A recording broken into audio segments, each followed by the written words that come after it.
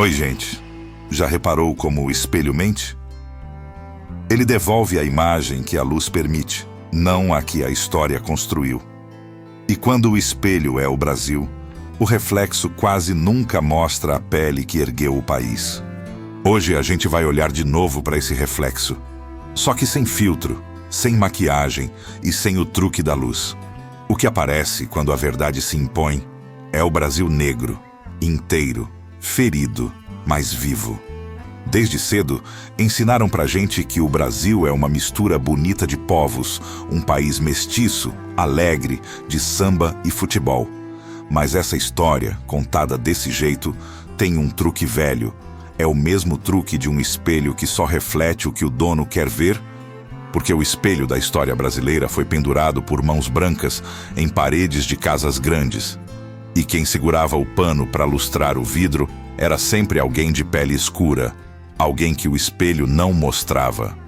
O reflexo começa a se distorcer quando a gente entende o quanto foi apagado. Por séculos, o negro foi descrito como mão, não como mente. Força, não sabedoria. Como se o país tivesse sido construído só por quem assinava e não por quem carregava pedra, levantava a parede ou inventava um jeito de sobreviver sem morrer. Mas essa imagem já começa a rachar. E cada rachadura deixa escapar uma luz nova, uma verdade que o país tentou esconder. Sem o povo negro, o Brasil não teria alma, nem ritmo, nem fé. Imagina um país sem tambor, sem ginga, sem dendê, sem axé. Imagina a Bahia sem o toque dos atabaques, o Rio sem samba, o Recife sem maracatu. É impossível, porque a raiz está no corpo e na memória de quem resistiu. A cultura negra é o alicerce invisível do Brasil. Invisível não porque é pequena, mas porque foi colocada abaixo do nível dos olhos, para que poucos olhassem para cima e percebessem quem sustentava tudo. Mas o espelho começou a tremer. De dentro das favelas, das escolas públicas, das redes sociais, das ruas, o reflexo verdadeiro começou a aparecer. É o cabelo crespo que deixou de ser problema e virou coroa. É o tom de pele que parou de ser disfarçado e virou orgulho. É o vocabulário que resgatou palavras de origem africana. É o batuque que ecoa onde antes só havia silêncio. Cada gesto de afirmação é um estilhaço que quebra mais um pedaço do espelho antigo. E é curioso como o Brasil reage a esse reflexo novo. Parte do país ainda se assusta, porque aprendeu a se reconhecer apenas em tons claros, com traços que não são os seus. A mudança de olhar incomoda, porque obriga a nação a encarar o próprio passado. E ele não é bonito. Ele é manchado por sangue, suor e lágrimas. Mas também é feito de invenção, poesia e resistência. A história do povo negro é, ao mesmo tempo, uma ferida e uma obra de arte. Você já percebeu que toda vez que o Brasil quer se reinventar, ele volta para a cultura negra? Foi assim com a música, com a moda, com a gíria, com a religião. Tudo que nasce do povo preto é reapropriado, repaginado e depois vendido como novidade. É o que chamam de tendência. Mas o que é tendência para uns é sobrevivência para outros.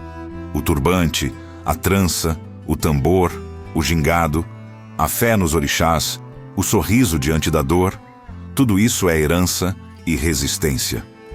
É o corpo dizendo, ainda estamos aqui. Quando a Nathalie Neri, lá atrás, falava sobre o cabelo como um símbolo de autonomia, ela não falava só de estética. Ela falava de identidade, de memória, de política. O gesto de trançar o próprio cabelo, de cuidar da própria imagem, é um ato de libertação. É um jeito de tomar de volta o direito de se ver bonito no próprio espelho. E é isso que o Brasil negro tem feito. Reescrever a própria imagem, redefinir beleza, reconstruir autoestima e desafiar o reflexo imposto por séculos de colonização. O espelho do Brasil está em reforma. E quem segura o martelo agora não é quem sempre mandou, mas quem sempre foi mandado. Os novos reflexos mostram médicos negros, juízas negras, professoras negras, artistas negros, cientistas negros. Mostram um país mais real, mais diverso e mais bonito. Mas ainda tem muito vidro para quebrar. Ainda tem escola ensinando heróis errados. Tem currículo sem Zumbi, sem Dandara, sem Luísa Maim, sem Abdias. Ainda tem gente que acredita que falar de racismo divide o país, quando na verdade é o silêncio que separa. E é nesse ponto que o espelho começa a revelar algo mais profundo.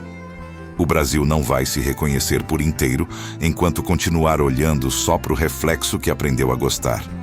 Vai precisar olhar para a sombra também, para os rostos que o espelho escondeu, para as mãos que ergueram o que hoje a gente chama de nação. E quando fizer isso, vai ver que não existe história do negro no Brasil. Existe história do Brasil. Ponto. O Brasil negro é a parte do reflexo que sempre esteve ali, mas ninguém tinha coragem de encarar. É o brilho da pele que o sol insiste em beijar. É a força da fé que atravessa séculos. É o batuque que nunca silencia. É o país verdadeiro.